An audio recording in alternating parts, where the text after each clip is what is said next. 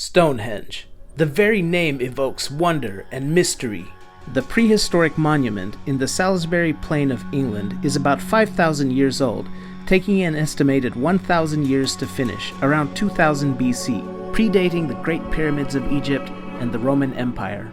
Its purpose and how it was constructed remain uncertain. Was it simply a social gathering place? Was it an astronomical calendar used to gauge the seasons? Or could it have been something more? A landing pad, perhaps, for some kind of alien spacecraft? Such questions have haunted me for as long as I can remember, ever since I found out a few weeks ago that America has its own Stonehenge. 24 and counting, in fact. There's a Bamahenge in Alabama made of fiberglass, a Carhenge in Nebraska made of cars, a Foamhenge in Virginia made of something. It goes on and on. But today we visit the first and perhaps the best Stonehenge replica in the US at the MARYHILL Museum of Art. Accompanied by my longtime friends Susan and Marcus, we cross over from Oregon into southern Washington, 100 miles east of Portland. One of the joys of living in the Pacific Northwest is that the drive to a location is often a treat in itself. We stop to take in the expansive, breathtaking views of the Columbia Gorge, though posted warnings such as this served as a reminder to use caution. No matter how tempting, a boat is not the right place to practice your roundhouse kick, for example. Also, pay attention to the rules. This courtesy dock is not for people the likes of me.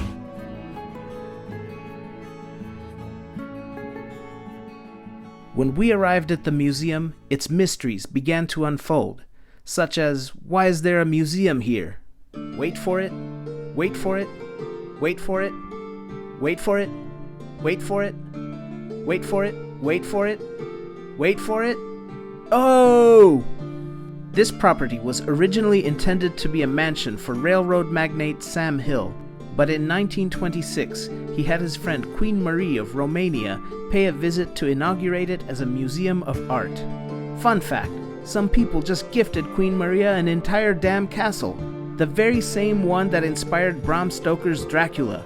"Happy Halloween," they said to her. This was a hidden gem of a museum. Check out this depiction of Samson and Delilah, and this guy who's truly satisfied with his job. Hard to put a price on that. And look at this sculpture, like looking in a mirror. Recognize this one?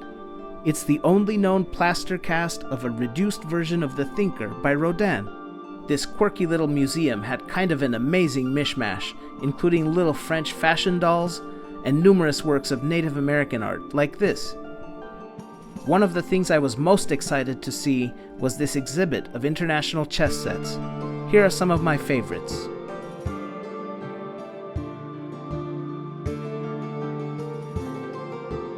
Imagine you're the triumphant army in this matchup, and then you hear, "We got next," from this army.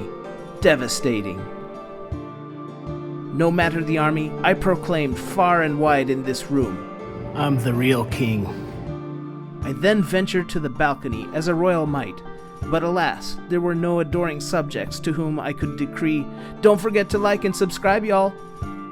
Soon after, we headed out to the charming exterior grounds. My friend, we meet again.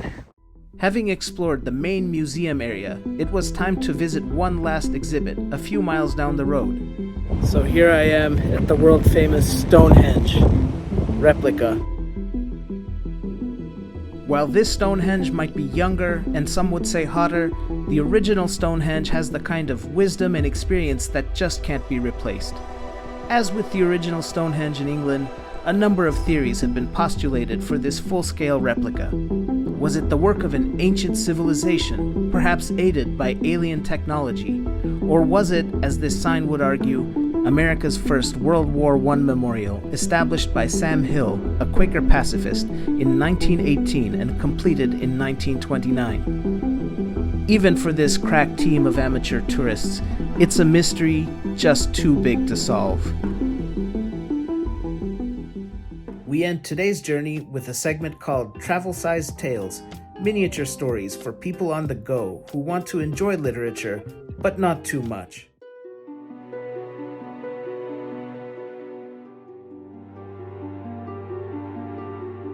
Robin had veered off along an unfamiliar path through the woods, one that led her to a cemetery at the edge of a village.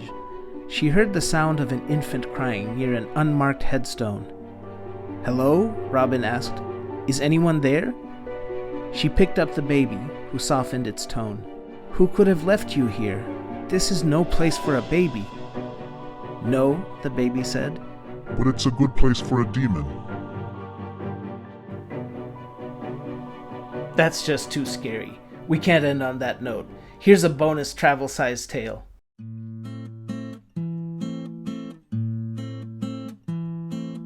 Carlo was a vampire. He was also Italian. Could he resist the garlic Alfredo pasta? "Mangia!" was his dying word. See you next time.